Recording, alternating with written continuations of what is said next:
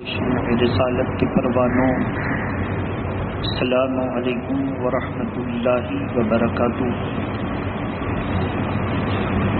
الحمد للہ نحمده ونصلي ونسلم على رسوله الكريم، اما بعد فاعوذ باللہ من الشیطان الرجیم، بسم اللہ الرحمن الرحیم۔ ربنا اغفر لنا ولإخواننا الذين سبقونا بالإيمان،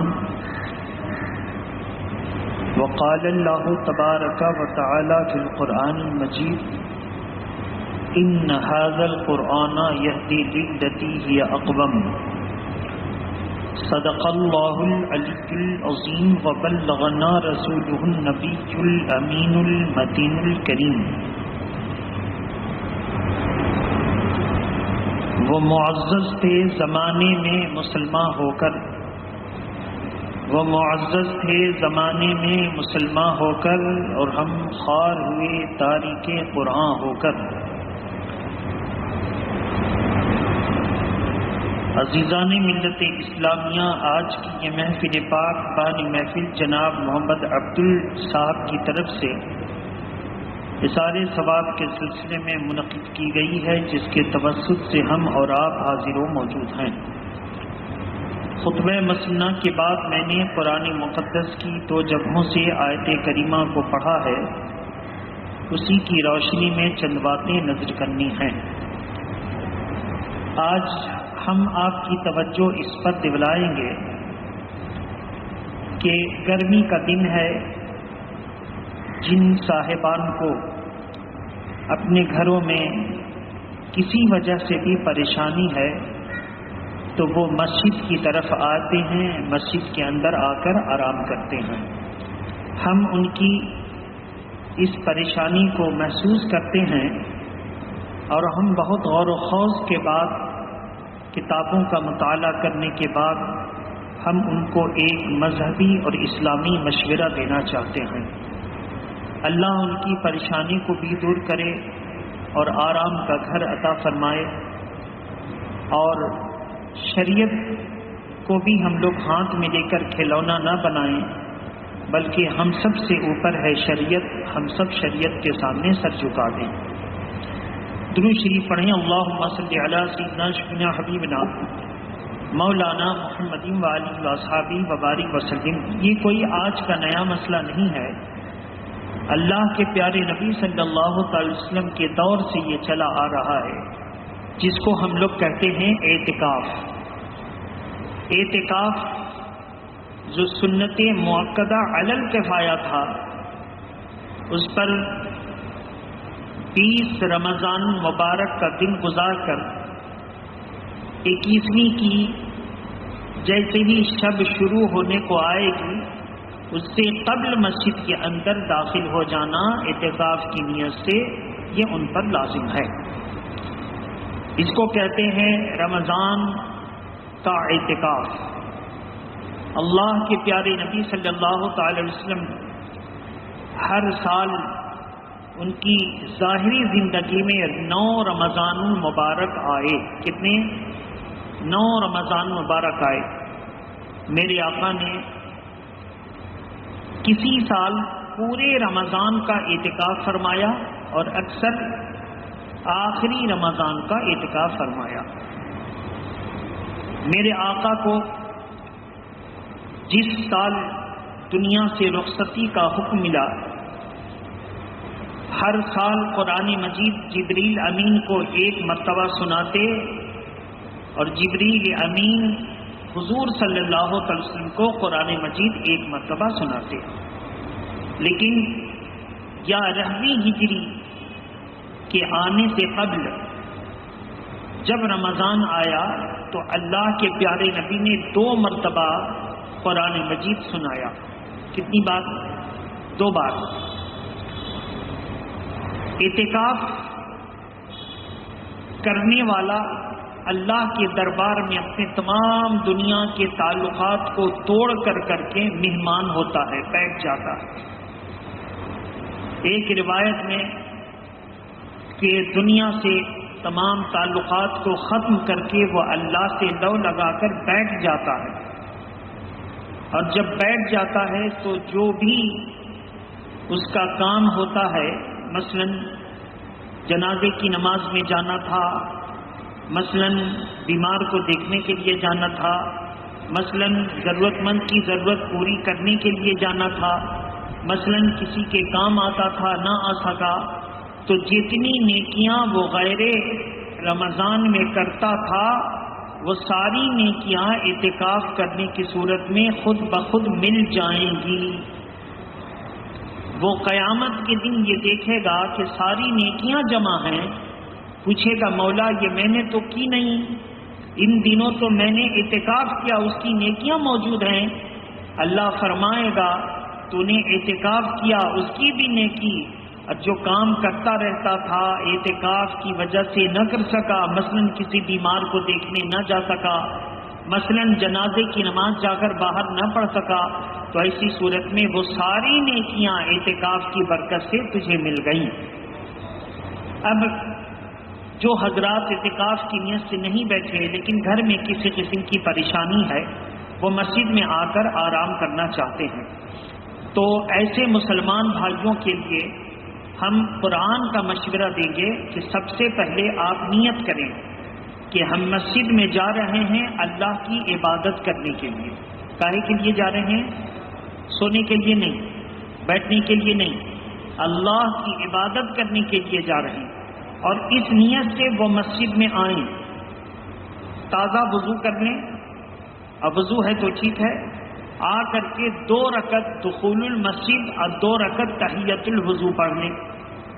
اگر ان کی زندگی کی کوئی نماز قضا ہے تو ایسے نیت کریں، نیت کی میں نے 2 رکعت نماز فجر کی فرض جو سب سے پہلے قضا ہو گئی، جو سب سے واسطے اللہ تعالیٰ کے منہ میرا طرف کعبہ شریف کے اللہ اکبر، نیت کی میں نے سب سے پہلے اپنی زندگی کی فرض فجر کی نماز، ایسے بھی کر سکتے ہیں، سب سے پہلی فرض فجر کی قضا ہونے والی کی میں نے نیت کی، ایسے بھی کر سکتے ہیں۔ دل میں پختہ ارادہ ہو کہ اپنی زندگی کے فجر کی فرض کی قضا میں پڑھ رہا ہوں، 2 رکعت نماز پڑھ لیں، پڑھنے کے بعد کچھ تسبیح پڑھ لیں 2-3 منٹ، پھر اس کے بعد آپ تھک جائیں تو آرام سے کہیں سو جائیں۔ مسجد میں جب سو رہے ہوں تو بہتر یہی ہے کہ پیر پھیلا کر کے نہ سوئیں، پیر پھیلا کر کے، لیکن معتکف اگر سویا تھا لیٹا تھا تو پیر موڑ کر، پھر تھک ہار گیا، غنودگی آ گئی اور پیر پھیل گیا تو کوئی حساب نہیں ہے، پیر پھیل گیا تو کوئی حساب نہیں۔ لیکن بزرگان دین جب سوتے تھے تو مسجد میں بھی پیر پورا پھیلاتے نہیں تھے، کہا یہ اللہ کا دربار ہے اور پیر پھیلا کر سوئیں، تو اس طرف توجہ نہیں لے جانا ہے، توجہ یہ رکھنا ہے کہ ہم آئے تھے اللہ کے دربار کا احترام کیا، پھر اس کے بعد نیند آ گئی، بدن ڈھیلا پڑ گیا تو ایسا ہو گیا، اللہ معاف کرنے والا ہے، آپ کے اوپر کوئی گناہ نہیں۔ لہذا پوری بات کا ماحصل اور نچوڑ یہ نکلا کہ آپ عبادت کرنے کی نیت سے مسجد آئیں، کچھ عبادت کر لیں، پھر اس کے بعد کسی گوشے میں جگہ ملے تو آپ آرام کر لیں۔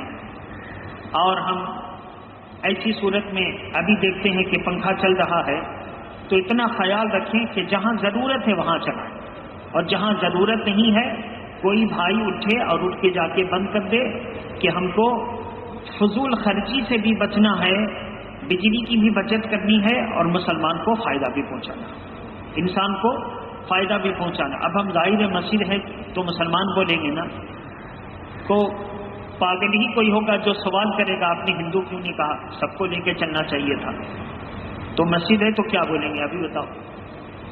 تو بہرحال ایسی صورت میں ہم بھائیوں کا خیال رکھیں، جب ہم باہر نکلتے ہیں تو دیکھتے ہیں کہ مسلم ہو غیر مسلم لیکن پریشان ہے، مانگ رہا ہے، تو ہم اس کو کچھ عطیہ دے دیتے ہیں، صدقہ دے دیتے ہیں، صدقہ نافلہ۔ کون سے صدقہ؟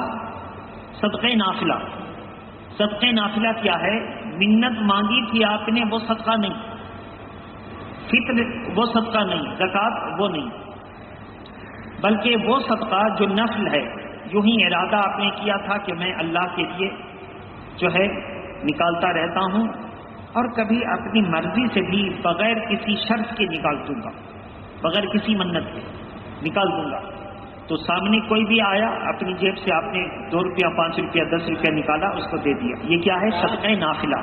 صدقہ نافلہ مسلمان اور غیر مسلم دونوں کو دے سکتے ہیں، لیکن صدقہ واجبہ صرف مسلمان کو دے سکتے ہیں۔ کس کو دیں گے؟ وہابی کو نہیں دیں گے، دیوبندی کو نہیں دیں گے، غیر مسلم کو نہیں دیں گے، صرف مسلمان کو دیں گے۔ اب آپ اس کو ہلکا کر کے سمجھیے، میونسپلٹی میں، کارپوریشن میں گورنمنٹ کا ایک بجٹ آیا کہ اتنا روپیہ اولڈ ایج والوں کے لیے ہے، سٹیزن شپ والوں کے لیے ہے، اتنا روپیہ اسکالرشپ والوں کے لیے ہے، اتنا روپیہ بیوہ مسکین کے لیے ہے، اتنا روپیہ اولڈ ایج والوں کے لیے ہے، بوڑھے کے لیے ہے، اتنا روپیہ سڑک بنانے کے لیے، اتنا روپیہ مکان جن کے نہیں ہیں مکان بنانے کے لیے۔ اس روپیہ کو اگر مکان بنانے والا روپیہ کو اگر بوڑھوں کو دے دیا جائے تو گورنمنٹ ناراض ہوگی کہ نہیں ہوگی؟ حساب لے گی کہ نہیں کہ آپ نے مکان والا روپیہ بوڑھوں کو دے دیا؟ تو دے رہا ہے فائدہ پہنچانے کے لیے، مگر جس مقصد کے تحت وہ روپیہ آیا تھا اس میں نہ دیا تو اس کے نام پہ کیس ہو جائے گا۔ کیا ہو جائے گا؟ کیس ہو جائے گا۔ بلا تشبیہ و تمثیل، میونسپلٹی اور کارپوریشن میں جو روپے آتے ہیں وہ اگر مقصد سے ہٹ کر آپ دے دیجئے تو یہ غبن ہے، دھوکہ ہے۔ بلا تشبیہ و تمثیل، جب رمضان مبارک میں اللہ نے فرمایا زکوٰۃ کے مستحق مسلمان، فطرہ کے مستحق مسلمان، خیر و خیرات کے مستحق ہر غریب، تو جس مقصد کے لیے اللہ نے دیا ہے اسی مقصد میں آپ کو خرچ کرنا ہے۔ اب کوئی پاگل ہی ہوگا جو کہے گا دیکھو مسلمان اور ہندو مولانا صاحب بیٹھ کے کر رہے ہیں، زکوٰۃ دینا چاہیے ہندو کو بھی لیکن صرف مسلمان کو دلوا رہے ہیں، کوئی پاگل ہوگا تبھی نہ کہے گا۔ تو جس طرح کارپوریشن میں روپیہ آتا ہے ہر مقصد کے لیے الگ الگ، اسی طرح اللہ تبارک تعالیٰ نے بھی آپ کو جو عطا فرمایا ہے اس کے حقدار الگ الگ ہیں اور ان کو دے دینے سے ہی ادا ہوگا۔ اگر آپ نے ہمدردی کرتے ہوئے غیر مستحق کو دے دیا تو وہ ادا نہیں ہوگا، اس کو ذہن میں رکھیں۔ تو آج 2 مسئلے معلوم ہوئے کہ جس مقصد کے تحت ہم کو دینا ہے وہیں دیں گے، غیر مقصد میں نہیں دے سکتے، اور ہم مسجد میں جب آئیں گے تو ادب کا لحاظ رکھیں گے۔ پنکھا چلاتے ہیں، آپ کو ضرورت ہے، آپ اس کے ذمہ دار ہیں، لیکن جس کی ضرورت نہیں ہے اس پنکھے کو آپ بند کر دیجئے۔ صاف صفائی کا خیال رکھیے، مسجد میں مسجد کو آلودہ کرنے سے بچیے، کہ مسجد کا حکم ہے کہ جو جتنا اس کو صاف رکھے گا اس کا دل اتنا ہی صاف ہوگا۔ قرآن مجید پارہ نمبر 17 سورہ حج میں اللہ تبارک تعالیٰ نے ارشاد فرمایا کہ حضرت ابراہیم علیہ السلام کو کہ آپ اللہ کے گھر کو خوب پاک رکھیں۔ کیا کریں؟ خوب پاک رکھیں۔ ان طہر بیتی للطائفین والعاکفین والرکع السجود، طواف کرنے والوں کے لیے، اعتکاف کرنے والوں کے لیے، رکوع کرنے والوں کے لیے، سجدہ کرنے والوں کے لیے اللہ کے گھر کو خوب پاک صاف رکھیں۔ تو اس سے ثابت ہوا نا کہ ہر مسلمان کے اوپر اللہ کے گھر کو، مسجد کو پاک صاف رکھنا ضروری ہے۔ ساتھ ہی میں آپ مصلی بچھا کر، کپڑا بچھا کر نماز پڑھ رہے ہیں یا کپڑا بچھا کر سوئے ہیں، جب سو کر اٹھے تو آپ نے دیکھا کہ گمچھے پر کچھ کچڑا پڑا ہوا ہے، مثلا ہوا چلی، دھول اڑی، آپ کے بدن سے ٹکرا کر آپ کی چادر اور گمچھا پر پڑ گئی۔ جب آپ ہٹیں گے تو دیکھیں گے کچھ دھول پڑی ہوئی ہے، تو کیا کریں گے؟ اٹھا کے مسجد میں جھاڑ دیں گے؟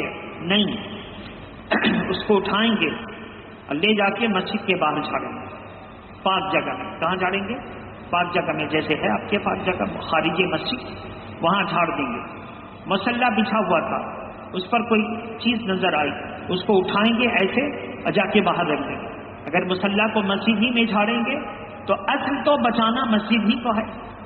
اصل بچانا یہ فرش مسجد ہے، اصل بچانا اسی کو ہے، مصلی کو نہیں. مصلی تو آپ اٹھا کے باہر بھی جا سکتے ہیں، پکا اٹھا کے پتھر اٹھا کے کہاں جا سکتے ہیں. تو اگر مصلی پر کپڑے تو ہم کو یقین ہے کہ اللہ معاف فرما دے گا، ہے نا. لیکن ابتدا کریں پیر موڑ کر. نیند جب تک نہیں آ رہی ہے تو کچھ آپ وظیفہ پڑھتے رہیں، جو آپ کو سورہ یاد ہے اس کو دہراتے رہیں تاکہ اور بہتر یاد ہو جائے. جو آپ کو سورتیں یاد ہیں اس کو تلفظ کے ساتھ پڑھیں تاکہ اور نماز میں پڑھنا آ جائے.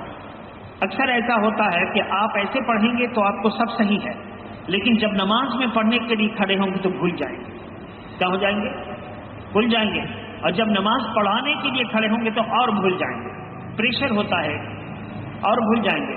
تو اس کا طریقہ کیا ہے؟ ہم سبوں کے اساتذہ نے یہ بتایا کہ سب سے پہلے اس کو تم ایسے پڑھ کر کے یاد کرو، چلتے پھرتے اٹھتے بیٹھتے. پھر اس کے بعد نماز نفل میں پڑھو. کس نماز میں؟ نماز نفل پڑھو. پھر سنت غیر مؤکدہ میں پڑھو، پھر مؤکدہ میں پڑھو، پھر اس کو فرض میں پڑھو. تو جب اتنی مرتبہ اس کی ریہرسل اور مشق ہوگی، اب وہ آپ کے ذہن اور زبان پر محفوظ اور جاری ہو جائے گی. یہ طریقے پر آپ عمل کریں. اس کے بعد جو ہے اس طرح آپ کو مسجد کا موقع ملا، ایک جنتی جگہ میں سونے کا موقع ملا، تو آپ اگر اعتکاف کی نیت سے آتے ہیں تو آپ سوتے ہیں تو آپ کو کوئی گناہ نہیں. لیکن اعتکاف کی نیت نہیں کی تو مسجد سونے کے لیے نہیں ہے. زور سے بولیے، مسجد عبادت کے لیے بنائی گئی. تو ہم لوگ کیا کریں گے؟ حضور کے فرمان کے مطابق اگر ہمارے گھر میں تک